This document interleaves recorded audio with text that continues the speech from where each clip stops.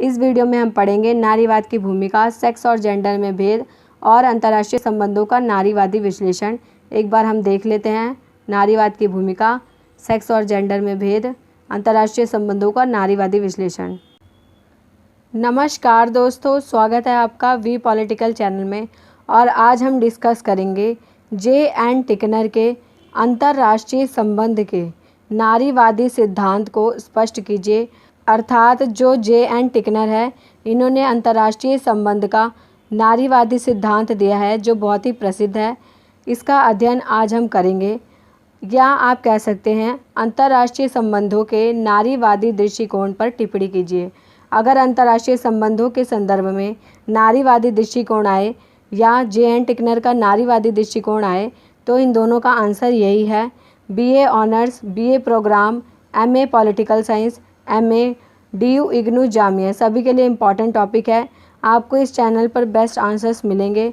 अगर आप इन वीडियोस की पीडीएफ डाउनलोड करना चाहते हैं तो लिंक जो है डिस्क्रिप्शन बॉक्स में अवेलेबल है, आप वहां से जाकर इन वीडियोस की पीडीएफ भी डाउनलोड कर सकते हैं। इसके साथ साथ आप टेलीग्राम ग्रुप भी ज्वाइन कर सकते हैं, लिंक जो है डिस्क्रिप्शन बॉक्स में अवेलेबल है। आपको इस चैनल पर बेस्ट आंसर्स प्रोवाइड किए जाएंगे। तो स्टार्ट करते हैं अपना टॉपिक। और अगर आपको ये वीडियो अच्छी लगे तो प्लीज़ लाइक, शेयर, सब्सक्राइब ज़रूर करें। जे.एन. टिकनर का अंतर्राष्ट्रीय संबंध का नारीवादी सिद्धांत, अर्थात जो जे.एन. टिकनर है, इनका अंतर्राष्ट्रीय संबंध, इंटरनेशनल रिलेशंस के अंतर्गत नारीवादी सिद्धांत क्या है, इसका अध्ययन करेंगे। बहुत ही इंपॉर्टेंट टॉपिक है सोल स्टूडेंट्स के लिए, एनसी वेब और रेगुलर के लिए। तो आप वीडियो पूरा ज़रूर देखें और आपको ऐसे ही स्ट्रक्चर बनाना है जैसे मैं आपको बता रही हूँ। सबसे पहले आपको लिखना है नारीवाद की भूमिका, फिर लिखना है सेक्स और जेंडर में क्या भेद है, फिर अंतर्राष्ट्रीय संबंधों का नारीवादी विश्लेषण। ठीक है, ये वीडियो के पार्ट 1 में पढ़ेंगे हम। पार्ट 2 में हम पढ़ेंगे जे.एन. टिकनर के नारीवादी सिद्धांत का विश्लेषण। नारीवादी सिद्धांत है उसका विश्लेषण पढ़ेंगे, आलोचना पढ़ेंगे और निष्कर्ष पढ़ेंगे। तो आप इस वीडियो का पार्ट 1 और पार्ट 2 पूरा देखें, तभी आपका आंसर पूरा होगा। और आपको जैसे मैं बता रही हूँ, आपको ऐसे ही आंसर लिखना है, आपके बहुत ही अच्छे मार्क्स आएंगे। तो स्टार्ट करते हैं अपना टॉपिक। सबसे पहले हम पढ़ेंगे नारीवाद की भूमिका। नारीवाद महिलाओं के अधिकारों की वकालत हेतु विचारधारा है। नारीवाद क्या है? महिलाओं के अधिकारों की वकालत हेतु विचारधारा है। इसका मुख्य केंद्र बिंदु पुरुषों की अपेक्षा महिलाओं की हीन स्थिति का विश्लेषण करना है, कि महिलाओं की कैसी स्थिति है, बहुत ज़्यादा हीन है, उसका विश्लेषण करना है। नारीवाद सिद्धांत किस पर आधारित है? महिलाओं के अधिकारों की वकालत करता है। ठीक है, नारीवाद के अनुसार पितृसत्ता, जो कि पितृ प्रधानता के नाम से भी जाना जाता है, महिलाओं की इस स्थिति के लिए उत्तरदायी है। जो ये पितृसत्ता समाज है, यही महिलाओं की ऐसी दयनीय स्थिति के लिए उत्तरदायी है। पितृसत्तात्मक व्यवस्था सामाजिक संरचना का ही भाग है। जो पितृसत्ता है, ये सामाजिक संरचना का ही भाग है तथा इसमें पुरुषों का वर्चस्व और नारियों का शोषण किया जाता है। ऐसा माना जाता है कि जो पितृसत्तात्मक व्यवस्था है, इसमें पुरुषों का वर्चस्व होता है और नारियों का शोषण होता है। नारीवादी पुरुषों महिलाओं के बीच समाज द्वारा खींची गई सामाजिक असमानता पर प्रकाश डालता है। नारीवाद क्या है? जो पुरुष और महिलाओं दोनों के बीच में जो सामान्य रेखा खींची है कि महिलाओं को क्या करना चाहिए और पुरुषों को क्या करना चाहिए, जो सामाजिक असमानता है, इस पर प्रकाश डालता है नारीवाद। यह समाज द्वारा निर्मित विभेदीकरण है।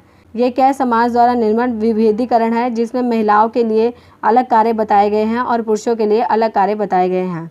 अधिकांशतः माना जाता है कि पुरुषत्व से मतलब शक्ति, वर्चस्व, वस्तुनिष्ठता, तार्किक क्षमता और विवेकशीलता से है। दूसरी ओर नारी की विशेषता में त्याग, ममता, प्यार, लालन पालन को रखा गया है। अर्थात नारी की विशेषता में रखा गया है कि उनमें त्याग की भावना होती है, ममता होती है और प्यार और लालन पालन को रखा गया है। इसे ही समाज में लैंगिक पहचान कहा जाता है। इसे क्या कहा जाता है? समाज में लैंगिक पहचान। ठीक है, अर्थात इसे जेंडर कहा जाता है, जिसका सबसे बड़ा उदाहरण यह है कि सैनिक सेवा को पुरुषत्व का स्वाभाविक क्षेत्र माना जाता है। अर्थात सैनिक सेवा पुरुषों के लिए बनी है, ये स्वाभाविक क्षेत्र पुरुषों के लिए ही माना जाता है। नारीवाद का दावा है कि लैंगिक असमानता का मूल आधार सामाजिक व्यवस्था है। अर्थात पुरुषों को क्या करना चाहिए, नारियों को क्या करना चाहिए, इस असमानता का मूल आधार समाज की व्यवस्था है कि समाज में ऐसे ही नियम कानून बनाए गए हैं। यह सामाजिक व्यवस्था जो स्त्री और पुरुष का श्रम विभाजन और सामाजिक स्तर विभाजन सदियों से करता चला आ रहा है। अर्थात कहने का मतलब यह है कि जो नारीवादी सिद्धांत है यह महिलाओं के अधिकारों की बात करता है, पितृसत्ता समाज की बात करता है जिसमें महिलाओं का शोषण किया जाता है। ठीक है, इसके साथ सामाजिक असमानता पर प्रकाश डालता है और पुरुषों का व्यक्तित्व कैसा है, शक्ति वर्चस्व, जहाँ नारियों की विशेषता है त्याग ममता, सैनिक कामों में भी पुरुषों का ही वर्चस्व होता है और इन सभी के लिए सामाजिक व्यवस्था ही हमारी जिम्मेदार है जो पुरुष और महिलाओं में भेद उत्पन्न करती है।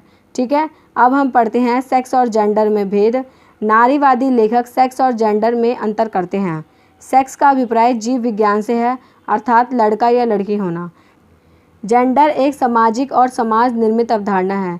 जेंडर क्या है, सामाजिक और समाज निर्मित अवधारणा है, अर्थात किसी समय अथवा परिस्थिति विशेष में लड़का या लड़की होने का अर्थ क्या है, अर्थात वह सामाजिक विशेषताएं जो लड़के या लड़की को अलग कर देती हैं। अर्थात सेक्स का अर्थ है जीव विज्ञान से जिसमें लड़का या लड़की होना होता है, जबकि जेंडर का अर्थ सामाजिक व्यवस्था से है। यह समाज द्वारा निर्मित अवधारणा से है कि अगर लड़की है तो घर का काम करेगी और लड़का है तो कमाने के लिए जाएगा। ये क्या है, सामाजिक व्यवस्था है, समाज द्वारा निर्मित अवधारणा है। ये पहले से भेद उत्पन्न नहीं किए गए हैं। यही जो सामाजिक विशेषताएं हैं जो लड़के और लड़की को अलग करती हैं, जो बताती है कि लड़की के क्या कार्य हैं और एक लड़के के क्या उत्तरदायित्व हैं। ठीक है, नारीवादी लेखक जेंडर की परिभाषा कुछ ऐसे सामाजिक और सांस्कृतिक दृष्टिकोण से निर्मित तत्वों के संदर्भ में करते हैं जिनमें शक्ति, स्वायत्तता, विवेक और सार्वजनिकता आदि को पुरुषत्व के साथ जोड़ा जाता है। कहा गया है कि जो शक्ति है, स्वायत्तता है, विवेक है और सार्वजनिकता की हम पब्लिक में रहने की स्थिति जो होती है, इसमें जो है मेल को जोड़ा गया है, मेल को इसमें महत्व दिया गया है तथा इसके विलोम में कमजोरी, भावना, निजी को स्त्रीत्व के साथ जोड़ा गया है। अब हम पढ़ते हैं अंतर्राष्ट्रीय संबंधों का नारीवादी विश्लेषण। अंतर्राष्ट्रीय संबंध में नारीवादी विश्लेषण क्या है? विभिन्न नारीवादी विचारक हैं Cynthia Enloe, Sandra Whitworth, J N. Tickner. ये महत्वपूर्ण विचारक हैं जिन्होंने नारीवाद की बात करी, जिनमें महत्वपूर्ण है जे.एन. टिकनर और आज हम इन्हीं के विचार पढ़ रहे हैं। नारीवादी उपागम पाश्चात्य जगत से मैरी वॉलस्टोनक्राफ्ट के लेखों से उभरता है। ये किससे उभरता है? मैरी वॉलस्टोनक्राफ्ट के लेखों से उभरता है तथा शताब्दियाँ पार करते हुए पहले राजनीतिक, फिर आर्थिक और फिर सामाजिक आधार पर समानता और न्याय की धारणा रखता है तथा ये शताब्दियाँ पार करते हुए राजनीतिक, आर्थिक, सामाजिक न्याय की बात करता है। अंतर्राष्ट्रीय राजनीति के संदर्भ में नारीवादी प्रचलित सिद्धांतों की आलोचना से जन्मा है। नारीवाद क्या है? प्रचलित जो सिद्धांत है, यथार्थवाद, उदारवाद, इनकी आलोचना के बाद जो है नारीवाद जन्मा है। अंतर्राष्ट्रीय संबंधों के लोकप्रिय सिद्धांत उदारवाद, यथार्थवाद, मार्क्सवाद, जहाँ संघर्ष, संयोग, युद्ध के कारण, अंतर्राष्ट्रीय कानून, व्यापार इत्यादि अनेक प्रकार का विश्लेषण करते हैं, परंतु इनके द्वारा किए गए विश्लेषण में तथा शोध ग्रंथों में लेखकों ने साधारण व्यक्ति के विषय में कुछ नहीं लिखा है। अर्थात जो हमारे लोकप्रिय सिद्धांत हैं अंतर्राष्ट्रीय व्यवस्था के, जैसे उदारवाद, यथार्थवाद, मार्क्सवाद, इसमें संघर्ष की बात कर रहे हैं, संयोग की बात कर रहे हैं, युद्ध की बात कर रहे हैं, कानून, व्यापार की बात कर रहे हैं, बट जो एक साधारण मनुष्य के बारे में हम कोई भी बात नहीं कर रहे हैं। ठीक है, और इसमें महिलाओं की बात बिल्कुल भी नहीं की गई है। नारीवादी उपागम के विचारकों को सिंथिया एनलो और सैंड्रा व्हिटवर्थ ने तर्क दिया है कि महिलाओं को आंतरिक और अंतर्राष्ट्रीय राजनीति के जीवन से वंचित रखा गया है। इसमें कहा गया है सिंथिया एनलो और सैंड्रा व्हिटवर्थ के द्वारा कि महिलाओं को आंतरिक और अंतर्राष्ट्रीय राजनीति से जो है वंचित रखा गया है, पुरुषों का एकाधिकार माना गया है जिसमें महिलाओं पर वर्चस्व स्थापित करके पुरुषत्व पनपता है। कहने का अर्थ यह है कि महिलाओं का अंतर्राष्ट्रीय राजनीति में कोई भी योगदान नहीं है, इसमें पुरुषों का ही एकाधिकार माना गया है, जिसके कारण जो है महिलाएं इससे वंचित है और ये क्या माना जाता है? पुरुषत्व माना जाता है। महिलाओं पर एक तरह से वर्चस्व करते हैं पुरुष, इसे पुरुषत्व माना जाता है, मेल डोमिनेंस माना जाता है। ठीक है, नारीवाद के अनुसार टिकनर के शब्दों में महिलाओं की अधीनता और पुरुषों के प्रभुत्व की स्थिति अपरिवर्तनीय है। टिकनर कहती हैं कि महिलाओं की जो अधीनता है और जो पुरुषों का प्रभुत्व है यह अपरिवर्तनीय है, चाहे सामंतवाद हो या पूंजीवाद हो या वैश्वीकरण का दौर हो, परंतु यथास्थिति ज्यों की त्यों ही बनी हुई है। अर्थात पुरुषों का प्रभुत्व आज भी समाज में विद्यमान है और महिलाएं आज भी पुरुषों के अधीन हैं। रोज मैरी ग्रांट के अनुसार यथार्थवाद पितृप्रधान समाज का अनुमोदन करता है। जो यथार्थवादी सिद्धांत है ये पितृप्रधान समाज की बात करता है, क्योंकि यह मानता है कि सामाजिक व्यवस्था और राज्य को बनाए रखने के लिए पितृसत्तात्मक गुणों की आवश्यकता है। यही कारण है कि राज्यों की अनेक परिभाषा में नारी का उल्लेख नहीं किया गया है। अंतर्राष्ट्रीय संबंधों में पुरुषों का मत लेते हुए नारी को अलग रखा गया है। रोज मैरी ग्रांट कहते हैं कि यथार्थवाद जो है पितृ प्रधान समाज का अनुमोदन करता है। जो यथार्थवाद है, रियलिस्टिक विचारधारा है, रियलिज्म जो है ये पितृ प्रधान समाज की बात करता है, क्योंकि यह सामाजिक व्यवस्था और राज्य को बनाए रखने के लिए, राज्य और समाज में व्यवस्था बनाए रखने के लिए पितृसत्तात्मक गुणों को महत्वपूर्ण मानता है, जिसके कारण राज्य की अनेक परिभाषाओं में नारी का उल्लेख नहीं है। राज्य की परिभाषाओं में नारी का कोई भी उल्लेख नहीं है, पितृ प्रधान समाज की बात की गई है। अंतर्राष्ट्रीय संबंधों में पुरुषों का मत लेते हुए नारी को अलग रखा गया है। पुरुषों का मत लिया गया है इंटरनेशनल रिलेशंस में, बट नारी को जो है अलग रखने की बात की गई है। ये नारीवादी सिद्धांत के महत्वपूर्ण विचारक है, जिन्होंने अंतर्राष्ट्रीय राजनीति के नारीवादी सिद्धांत का विश्लेषण अपनी अपनी तरह से किया है, जिसमें अब हम पढ़ रहे हैं सिंथिया एनलो का विचार। सिंथिया का विचार है कि अंतर्राष्ट्रीय संबंध केवल संघर्ष, अराजकता, भय, प्रतिस्पर्धा पर बल देता है।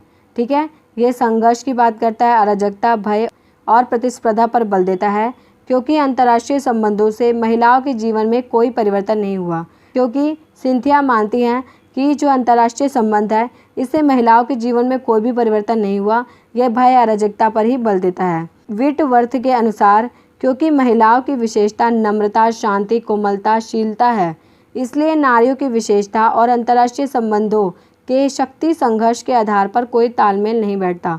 व्हिटवर्थ कहते हैं कि जो नम्रता, शांति, कोमलता, शीलता ये महिलाओं की विशेषता है, बट जो अंतर्राष्ट्रीय संबंध है इसमें शक्ति संघर्ष की बात की गई है, जिसके कारण नारी और अंतर्राष्ट्रीय संबंधों के बीच कोई भी तालमेल नहीं बैठता। ये वीडियो हमारा यही समाप्त होता है। अगर आपको ये वीडियो अच्छी लगी हो तो प्लीज़ लाइक, शेयर, सब्सक्राइब ज़रूर करें और इस वीडियो का पार्ट 2 ज़रूर देखें। और अगर आपको इसकी PDF चाहिए तो लिंक डिस्क्रिप्शन बॉक्स में अवेलेबल है, आप वहां से जाकर इसकी PDF भी डाउनलोड कर सकते हैं। अगर आपको ये वीडियो अच्छी लगी हो तो प्लीज़ लाइक, शेयर, सब्सक्राइब ज़रूर करें। Thank you so much for watching my video.